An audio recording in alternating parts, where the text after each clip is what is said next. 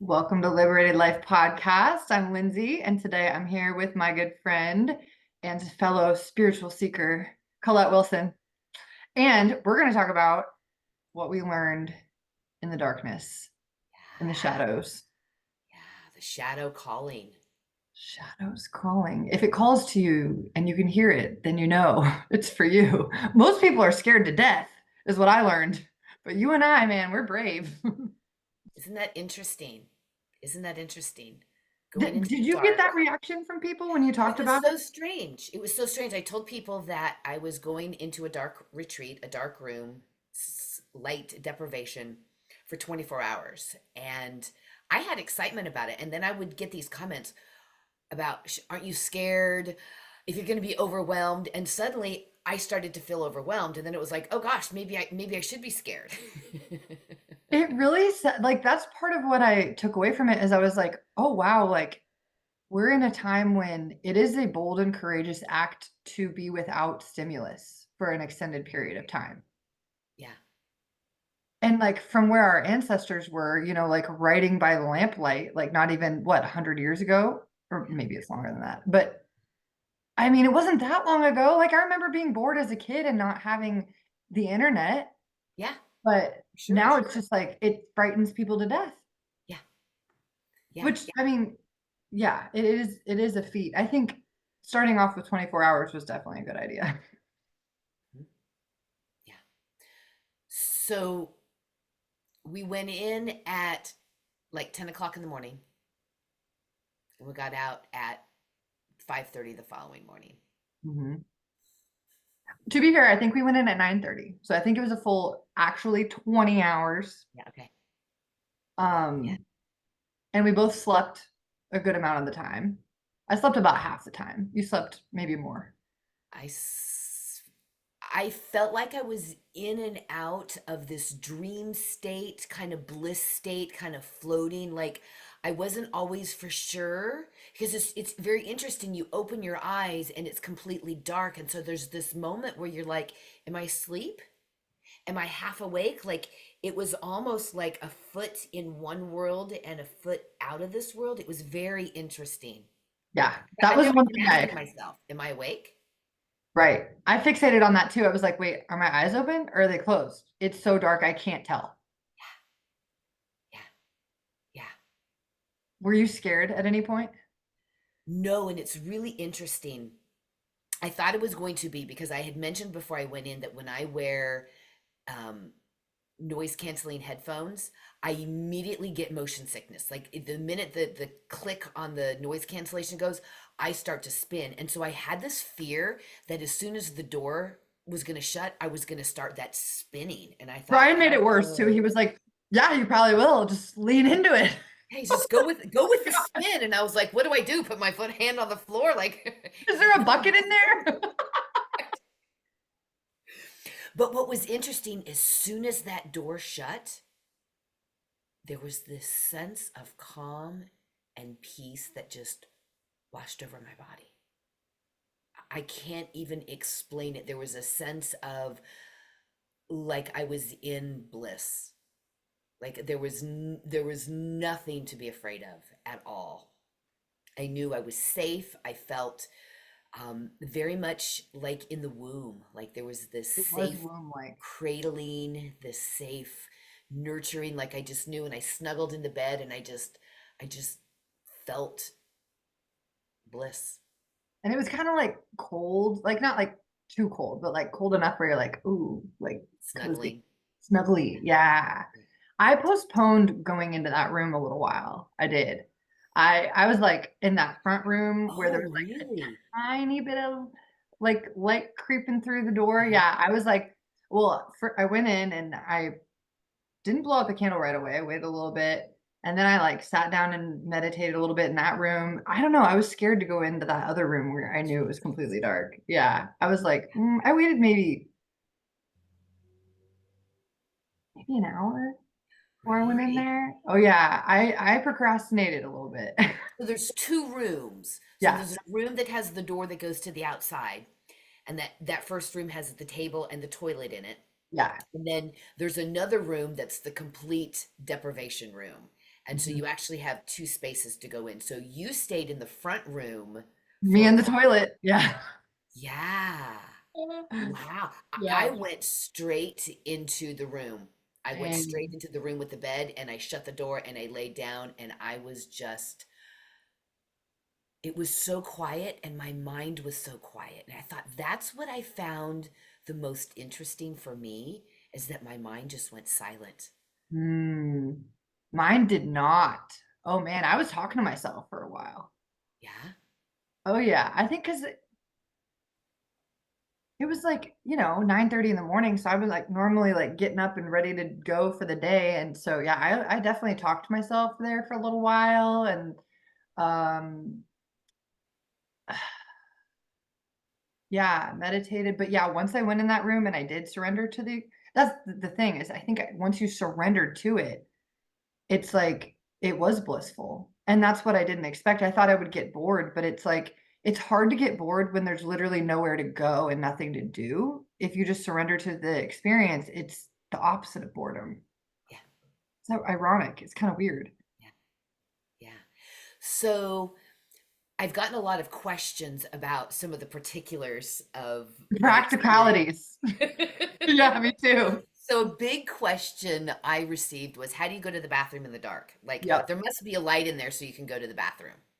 Nope. You No, feel they your do have a way. little, they they do have a little system, There is though. a system. The system is there are wet wipes that sit on top of the toilet, With the lid and down. huh? Yeah. With With the the lid lid down. down. Yeah. Yeah. And so, and the goal is that you always shut the toilet and leave the wet wipes on top so you always know where they're at. That Yep. was great. And I thought that was a great advice because you don't have to fumble for anything. And there you have it. So, um, yeah, Very I well think, thought through. And then there was even like when you sit down on the toilet seat, it opens. So then as soon as you stand up, it closes. So you can't like accidentally drop the wipes in the toilet. He thought through everything, I think, and created this. And oh, you and I both had a fear of bumping our heads on things. Never happened. no, it was so weird. I was afraid that I was going to get confused, Yeah.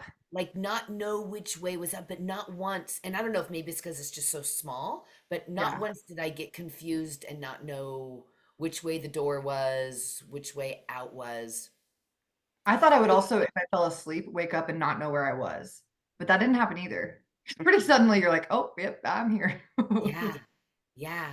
So the other thing that's interesting is that we could leave whenever we wanted. Like Yes. the door had a lock on our side, and so that we could automatically, if we wanted to leave, we could. There was even a light switch you could turn on if you really, really wanted to. Yeah. Yeah, you could totally do that. And there's no shame. Yeah, Like he was like, "Hey, if you get overwhelmed, you're like, yeah, there's the light switch. Here's where it is right here." right. What I also liked is there's a little secret door, not really the secret door, it's where your food gets slid in every day, Yeah, the okay? little window A little window there. covered. And inside that window is a Ring doorbell. Yeah. And so he's notified when the door opens, that there's a ring, and then you can actually hit the little buzzer on there and he'll come down and help process with you. Yep. Or if there's an emergency or you like need something. Yeah. So there are definitely like safety net precautions in place. That connects to another thing with people reacting. I feel like a lot of people reacted almost as if we were being put in what do they call it in prison? Solitary confinement. Solitary confinement. And I'm like, yeah, but it's totally different when you put Oh, yourself in timeout than when somebody else puts you in yeah, timeout, right? Like the psychology is yeah, completely different. yeah. So let's just note that real quick. Free will makes things way different. Totally does. It totally does. And um, we got to choose when the light went out. Like he was Yeah. like, okay, I'm going to leave you here and you can go in when you want. And there's no rush, there's no pressure. That was really nice to know that it got to be on my time. Mhm. Yeah. And food, you can bring your own food if you want to. He provides on the 24-hour stays mixed nuts and this really good green juice. It was so good. And then I think on the longer stays, he provides more food from Cafe Gratitude in Kansas City, like actual meals. But you can bring your own food too. So like food, not a concern. I brought some dried mangoes and dried apples, and then I had my trail mix with me Yeah. there. So Because you do have to had eat in the dark. So there is that, you know, you have to be able to like feel and what I you're. did notice too that obviously eating is more mindful in the dark. So as I was Yes. like eating my mangoes, there was no rush. Like I have a tendency to Right. become What else? Where are you distracted. what are you gonna do? But it was like I was really like enjoying the flavors as I was kind of, you know, savoring the different dried fruits that I had brought with me. Me Yeah. too. Because all I had were the nuts and then the juice, but I was like, oh, this is my last handful of nuts. Better make it count. That's awesome. That's Yeah. awesome. So let me ask you this. What type of emotions came up for you?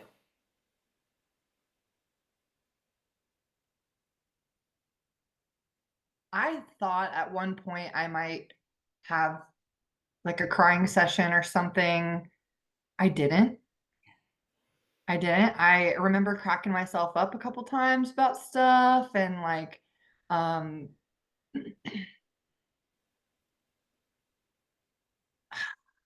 I didn't have a whole lot of emotional experiences, although I do think on the longer stay I would Yeah, probably. I agree. Yeah, I you? agree. Yeah, yeah. I had a lot of just a lot of joy and bliss. Like, you know, I have a really powerful routine that involves a lot of subconscious reprogramming with Yeah. some really powerful mantras and meditations. And I recited those, and it was so interesting that I just, as I was laying there, I just felt my brain vibing at this higher frequency. It just really confirmed to me the work that I'm doing around reprogramming my subconscious mind. It's working. Yeah. That's exactly what I thought too. I was like, you know what? When you know you're getting somewhere when being inside your own head is not a bad place to be. It's like an enjoyable place to be. However, that does connect to something that one of my coaches helped me realize today about like my coping mechanisms. Just the way that I grew up in a household that was like very chaotic and somewhat emotionally toxic, very emotionally toxic. One of my coping mechanisms is everything's fine. I'm fine. Gaslighting myself, like, because I couldn't have survived if I really recognized like the situation at hand because I couldn't do anything about it as a kid, right? So now one of my coping mechanisms is like gaslighting myself when things are really bad. I'm like, it's fine. Everything's good. Everything's good. Everything's fine because it works. It works really well. So going into it, I told myself, like, this isn't a big deal. I'm fine. Everything's fine. And it really was. But maybe I'm not acknowledging reality sometimes when I do that. And we'll see on the longer stay. I think that'll maybe come into play more Yeah. on how I Yeah, cope. because our next one, we're going to do 3 full days. Yeah. We're going to go in on like a Thursday night, and then we'll be there all day Friday, all day Saturday, all day Sunday, and then come out Monday morning. So, um, And to be clear, we were in our own separate pods, but we were there at the same time, which was comforting to me. I was like, Colette's over there doing the same damn thing. And yeah, yeah. Um, okay, what else? Time to go out.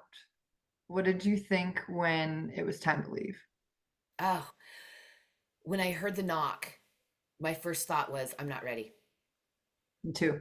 I don't want to go back. It was like 5:30 in the morning and I wanted to sleep more, but Yeah, there was this part of me that was like, oh, yeah, I'm ready to stay longer. Obviously, logistically, that wasn't an option, but it was interesting how immediately when it was like, okay, time's up, time to come out, I was like, no, I'm not ready. I'm not ready. I want to stay longer. It kind of reminds me of, you know, when you're like a kid and your parents tell you to go to timeout and you really don't want to do it. Then you finally do it and you surrender and you go to your room and you start playing with stuff and they're like, okay, your time's up. You're like, no, No, I'm fine. totally, totally, totally, totally. Did you have any mental challenges? You well, always. But I was just thinking like I had a lot of song lyrics stuck in my head, and it wasn't like I could play the song or hear the whole song. I just have like a little part stuck in my head over and over and over. And then I'd like sing it to myself, but it wouldn't go away. So finally I grabbed my journal. That's another thing I wanted to mention. Grabbed Mhm. my journal in the dark and wrote down the lyrics. I didn't know how the hell they were going to come out on the page, but I was like, maybe this will get it out of my head and we can change the song in my head. But and then my writing was better than I thought. So by the way, logistical thing, he says, if you bring a journal, just make sure you start on a blank page. And as soon as you write on it, flip to another blank page. That way, if you're writing in the dark, you know where you're writing and what you're writing. But yeah. And Yeah. then, well, I think I tend to, I mean, I think I thought about the same things that I usually think about. Like if my mind wanders, it usually wanders to like the same few things, like situations in my life that I'm trying to figure out, or um like relationships. I wonder what these people are doing right now. I wonder, I don't know. um so I think I did have a harder time having my mind shut off. Yeah. But what about you? Did you have any mental struggles? N- Um, no, I did have a very interesting dream. The last dream that I had that I remembered, and I did spend some time processing that the next day because it was very interesting why that had come up, um, and why it had come up while I was in the darkness. And it Yeah. was like the last dream before I woke up, and just kind of sorting that one out. Had I been in there longer, I definitely would have done some journaling on that while I was in there. But it was like that was the dream I got woke up from, which is really kind of funny when we think about the dream that I had and that I got woke up from. That I was like, oh yeah, that was a good thing. Does that make sense? Connected to the darkness. Yeah, I yeah, think that's another thing, like same with the song lyrics. When I thought about it, I was like, oh, this is totally connected to this situation or that situation. So it was almost like my guides or my angels were like sending me messages through the song. Some of them were just like, one of the songs was a song I heard the night before at my cousin's party. And I'm like, okay, well, that's just like a recency thing. But why is this lyric sticking out to me out of all of the rest of them? You know? Um, so that was interesting too. The lyrics that stuck out and what I wrote down were yeah, kind of connected to situations in my life that I'm trying to process. yeah. So So, what advice would you give for somebody interested in a darkness retreat? I would say just do it. Just do it. Start with 24 hours and see how you do, and you can leave whenever you want. I thought it was interesting though, because he told us as we were leaving, 9 out of 10 people who do the darkness retreats are women. I found that interesting also. So men, this is for you. We're gonna put the little, yeah, reel the men in. It's like A why little are the bait out men there not for you. doing this? Like women Right. are like the badass. Why do you think? You know, when we look at the the elevation of this planet and women, the goddess rising, the energy of the goddess rising, when we really look at the the percentage of humans on this planet that are doing the deep healing work, a lot of it is around the feminine energy and women. And so I think women are, as we're rising to into this feminine energy, this goddess energy, it makes sense. um but that doesn't mean men aren't doing their work either. I Right. know, I have about 60% of my clients are women and about 40% men, not quite 50-50.